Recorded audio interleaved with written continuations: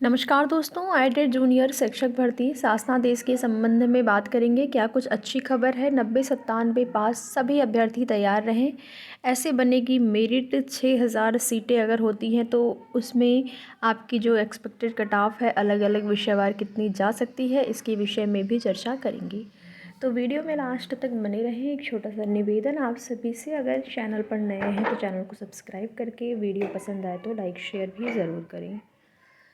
तो जैसा कि एडेड जूनियर शिक्षक भर्ती में आप सभी लोग शासनादेश का इंतज़ार कर रहे हैं और इसी क्रम में आपकी भर्ती संबंधित जो भी जानकारी है आपको पॉजिटिव खबर देखने और सुनने को मिल रही है, जिसमें कि न्यूज़पेपर के माध्यम से भी आप लोगों ने देखा 5 बार रिमाइंडर भेजा गया है और कुछ प्रस्ताव पहले भेजा जा चुका था, फिर कुछ उसमें क्लियर नहीं था कुछ चीज़ें, तो वही आरक्षण संबंधित मैटर था, उसको क्लियर करके पुनः से प्रस्ताव भेज दिया गया है।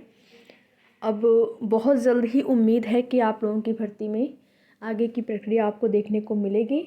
दिसंबर स्टार्टिंग में ही संभावना बन रही है।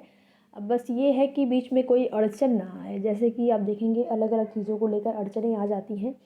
3 तारीख को मैनेजमेंट वाले जो मैटर है उस पर सुनवाई भी होने वाली है, तो संभवतः उससे पहले भी संभावना है कि आप लोगों की भर्ती का जियो आपको देखने को मिल जाएगा। और आपकी भर्ती में देखिए शासनादेश आने के बाद जो है क्या है, 90-97 पास सभी अभ्यर्थियों से आवेदन लिए जाएंगे। जैसे एक तरह से आपके सारे डॉक्यूमेंट्स उसमें लगेंगे। डॉक्यूमेंट्स में मीन्स ज़रूरी नहीं कि सारे आपके जो प्रमाण पत्र हैं सब या अंक पत्र हैं सब लगा दिए जाएंगे। कुछ एक आवेदन मीन्स एक फॉर्म रहेगा, फॉर्म को आपको पूरा फिल करना होगा और ये जो आपकी मेरिट है इसमें वो ज़िलेवार ही बनने वाली है। जैसा कि जानकारी मिल रही है ज़िलेवार आपकी जो मेरिट है वो बनेगी। तो इसमें क्या होता है कि ज़िलेवार जब भी मेरिट बनती है तो ज़रूरी नहीं है सभी ज़िले की सेम है, अलग अलग मेरिट जाती है। कहीं पर कट ऑफ हाई रहता है, कहीं पर लो होता है। जहाँ पर ज़्यादा आवेदन आते हैं अब उस चीज़ें सीटें ऊपर भी डिपेंड करेंगी। जैसे जिस ज़िले में सीटें मान लीजिए ज़्यादा हैं, सीट जो है अगर ज़्यादा है तो वहाँ की कट ऑफ थोड़ी सी कम जा सकती है, अगर आवेदन करने वाले अभ्यर्थी उस ज़िले से कम रहेंगे तो। ठीक है। और यहाँ पर जो है आपकी कट ऑफ को लेकर जो भी चीज़ें हैं वो यही है कि ज़िलेवार ही आपकी जो मेरिट लिस्ट है वो तैयार होगी। पहले सबसे आवेदन लिए जाएंगे, उसके बाद जो है आपका मेरिट तैयार होगा। फिर उसमें जैसे सीटें होंगी उसी हिसाब से अभ्यर्थियों का चयन होगा। हाई कट ऑफ से जो है हाई मेरिट से स्टार्ट किया जाएगा।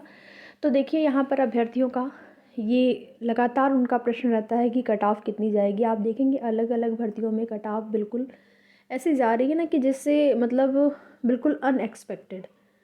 तो आपकी भर्ती में, क्योंकि आपकी भर्ती में क्या है कि उसके बाद कई भर्तियां पूरी हुई हैं, कंप्लीट हुई हैं, लेकिन उसके बाद भी आप देखेंगे कि अभ्यर्थी अगर कहीं अन्य जगह पे चयन भी उनका हो गया है तो वो अभ्यर्थी भी बिल्कुल तैयार हैं। भले ही वो लोग कहेंगे कि हम डीवी स्किप करेंगे, हम डीवी नहीं कराएंगे या फिर हम आवेदन नहीं करेंगे, लेकिन केवल कहने के लिए लोग कहते हैं। कोई और कहने वालों में से आप मान के चलिए कि अगर 100 लोग कह रहे हैं तो शायद 2-4 लोग छोड़ दें। ठीक है, तो आप उन चीज़ों पर ना भरोसा करें कि हाँ अभ्यर्थी अलग अलग जो चयनित अभ्यर्थी हैं वो कह रहे हैं कि हम डीवी नहीं कराएंगे या फिर हम आवेदन नहीं करेंगे, तो वो बिल्कुल सही कह रहे हैं। ठीक है, जो टाइम है आप देख रहे होंगे अलग अलग भर्तियों के अभ्यर्थी हैं बिल्कुल तैयार हैं, अलग अलग भर्तियों में जिनका हो गया है बिल्कुल तैयार हैं वो लोग कि जल्द से जल्द ये भर्ती शुरू हो और इसमें हम आके शामिल हों। इस नौकरी को कोई छोड़ना नहीं चाह रहा है, कोई भी। वो अलग बात है कि जिनका नहीं हो पाएगा वो अगर कह दे कि हम नहीं करेंगे या छोड़ रहे हैं, वो अलग बात है। लेकिन ऐसे कोई नहीं छोड़ने वाला है। अगर लेखपाल भर्ती में हो गया है या बीपीएससी में हो गया है या किसी भी भर्ती में अगर हो गया है तो सभी अभ्यर्थी सोच रहे हैं कि यहाँ पर भी हम इन भर्ती में भी हमारा हो, सीटों में वृद्धि हो। तो देखिए सीटों में वृद्धि के लिए प्रयास लगातार जारी है, पहले से ही जारी है और अभी आगे भी इसी तरीके से उसमें जो है कोशिश की जा रही है कि सीट वृद्धि हो जाए, ताकि अगर 6000 सीटें होती हैं तो 6000 अभ्यर्थी का यहाँ पर चयन हो जाएगा। और किस तरीके से बेरोज़गारी है उसको आप लोग झेल ही रहे हैं।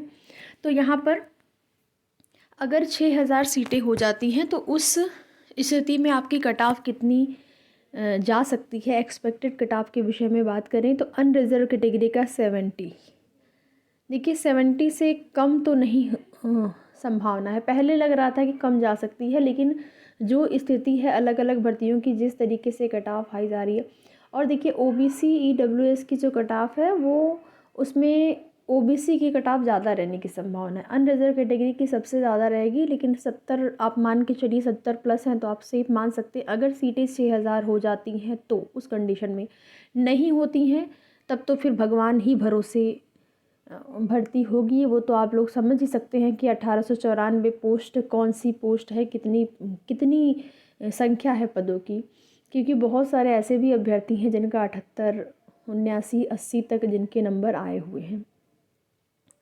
मेरिट आपकी अलग अलग विषयों की, जैसा कि मैथ की अलग, विज्ञान की अलग, और लैंग्वेज की जो है उसमें थोड़ा सा ये है कि हो सकता है कि लैंग्वेज का एक ही मेरिट बने, तीनों लैंग्वेज को एक में मिला के। वैसे ये होना तो नहीं चाहिए, क्योंकि आप देखेंगे लैंग्वेज ये अलग अलग है, और तो इसमें भी ऐसा तो है नहीं कि हिंदी के टीचर होंगे तो वो इंग्लिश को भी पढ़ाएंगे, इंग्लिश सब्जेक्ट भी पढ़ाएंगे, ऐसा तो नहीं होता है। हाँ, ये हो सकता है कि हिंदी के जो टीचर हैं वो संस्कृत पढ़ाएं, या संस्कृत के जो टीचर हैं वो हिंदी पढ़ा सकते हैं 6 to 8 में। लेकिन वही जो लेवल बढ़ जाता है, 9-10 की बात होती है, तो वहाँ पर भी नहीं होता है। वहाँ पर तो एक सब्जेक्ट का, जैसे अगर आप का जो पढ़ाई का स्तर है, आपने अगर हिंदी विषय से पढ़ा है तभी आप 9-10 को बेहतर ढंग से पढ़ा सकते हैं, 11-12 को। संस्कृत अगर आपने पढ़ा है बेहतर ढंग से, या फिर इंग्लिश पढ़ा है, तो उस सब्जेक्ट को आप पढ़ा सकते हैं। तो वैसे तो अगर देखा जाए तो सही यही होगा कि लैंग्वेज वाली भी जो मेरिट है वो भी अलग अलग ही बननी चाहिए। लेकिन अब देखते हैं क्या होता है। बाकी यही सारी सूचनाएँ हैं, जैसा कि मैंने आपको बताया अनरिजर्व कैटेगरी में अगर 70 आप हैं, जिसमें कि मैथ और साइंस की कट ऑफ थोड़ी सी सभी विषयों से कम रहेगी। हिंदी की कट ऑफ सबसे ज़्यादा रहने वाली है लैंग्वेज में आपका हिंदी का, और हिंदी से थोड़ा सा कम आपका एसएसटी का, लगभग वही एक आध गुणांक आप कम मान के चलिए। और जो आपका मैथ साइंस है वो एसएसटी से भी थोड़ा सा कम ये रहने की संभावना है। तो 70 आप मान के ही चलिए। अनरिजर्व कैटेगरी में है, 70 प्लस हैं, 6000 सीटें हो जाती हैं तब तो आपका हो जाएगा। नहीं तो फिर वही है कि सीटें अगर नहीं बढ़ती हैं तो प्रॉब्लम होगी। बाकी कोशिश की जा रही है सीटों को लेकर। और कुछ अन्य भर्ती संबंधी सूचनाएं यहाँ पर हैं डेली न्यूज़पेपर के माध्यम से। अगर आपके काम का होगा तो आप देख लीजिएगा, या फिर वीडियो को यहीं पे स्किप कर सकते हैं। अगर वीडियो आपको पसंद आ रही हो तो वीडियो को आप लोग लाइक और शेयर कर दिया करिए। बीपीएससी तैयारी की बात करें तो माध्यमिक और उच्च माध्यमिक के रिजल्ट के लिए करना होगा इंतज़ार। आप देख सकते हैं यहाँ पर तीसरे चरण के माध्यमिक और उच्च माध्यमिक के 40,000 अभ्यर्थियों को रिजल्ट के लिए इंतजार करना होगा। शिक्षा विभाग ने अब तक रोस्टर क्लियर नहीं हो सका है। अब तक बीपीएससी को नहीं भेजा गया है क्योंकि विषय की संख्या ज़्यादा होने से विलम्ब हो रहा है। हालांकि अभ्यर्थी रिजल्ट के लिए लगातार आयोग कार्यालय शिक्षा विभाग का चक्कर लगाए हैं। प्राथमिक और मध्य का रिजल्ट जारी होने के बाद माध्यमिक उच्च माध्यमिक के अभ्यर्थियों ने जल्द रिजल्ट जारी करने की मांग की है। रोस्टर प्राप्त होने के बाद एक सप्ताह में रिजल्ट जारी कर दिया जाएगा। राजकीय विद्यालय में शिक्षकों के 8,905 पद भरे जाएंगे। शिक्षा निदेशालय ने ऑनलाइन भेजा रिक्तियों का अधियाचन। उत्तर प्रदेश लोक सेवा आयोग चयन के लिए जारी करेगा विज्ञापन। आउटसोर्स कर्मियों को ऐसे ही नहीं हटा सकेंगे। आउटसोर्स जो कर्मी है उनको ऐसे नहीं हटा सकेंगे। एजेंसियों पर लगाम, अब हर माह तय तारीख पर देना होगा मानदेय। किसी कर्मी को निकालने से पहले विभाग से अनुमति लेनी होगी। कृषि सेवा मेंस के लिए 4 दिसंबर तक करें आवेदन। उत्तर प्रदेश लोक सेवा आयोग की तरफ से जो इसमें आवेदन आपका जो है वो हो रहा है। प्रयागराज की गलियों से ही हिंदी सेवा की प्रेरणा मिली। दीक्षांत समारोह में डिलीट की मानक उपाधि पाने के बाद बोले हिंदी के कवि कुमार विश्वास। तो ये हो गई अन्य सूचनाएं न्यूज़पेपर के माध्यम से। बाकी आगे की अपडेट के लिए जुड़े रहिए हमारे साथ। वीडियो में आज तक बने रहिए। आप सभी का बहुत बहुत धन्यवाद।